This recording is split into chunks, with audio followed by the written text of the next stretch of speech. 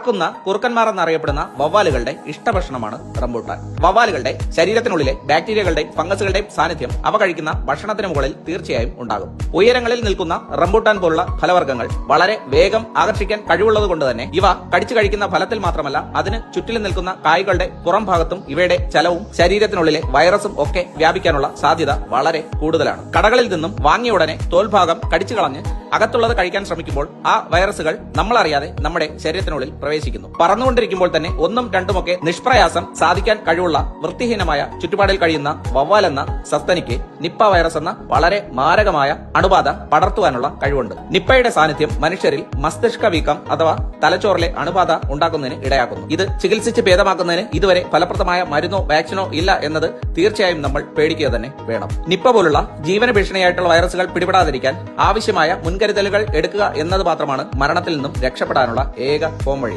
എന്താണ് ചെയ്യേണ്ടതെന്ന് വ്യക്തമായി ഞാൻ പറഞ്ഞുതരാം. വീഡിയോ സേവ് ചെയ്ത് വെച്ചാൽ തീർച്ചയായും നിങ്ങൾക്ക് പിന്നീട് ഉപകാരപ്പെടും. വീട്ടിൽ നട്ടുവളർത്തുന്നതോ കടയിൽ നിന്നും വാങ്ങുന്നതോ ആയിട്ടുള്ള എല്ലാ ഫലവർഗ്ഗങ്ങളും കഴിക്കുന്നതിന് തൊട്ടു മുമ്പ് 10 മിനിറ്റ് നേരം 1 സ്പൂൺ മഞ്ഞൾപ്പൊടിയിട്ട വെള്ളത്തിൽ മുഴുവനായി മുക്കിവെക്കുക.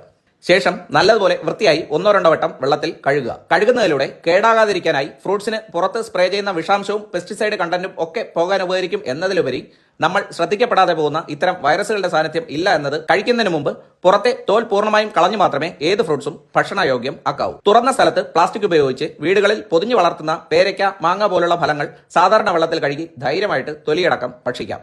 അല്ലാത്തവ വീട്ടിൽ നട്ടുവളർത്തുന്നതായാൽ പോലും കഴുകാതെ ഭക്ഷിക്കരുത്. മുകളിലത്തെ ചില്ലകളിൽ തൂങ്ങിക്കിടന്ന് ഒരുപക്ഷെ വവ്വാലിന്റെ മൂത്രമോ സ്രവമോ ഫലങ്ങളിൽ വീണാൽ നമുക്ക് അറിയാൻ കഴിയണമെന്നില്ല.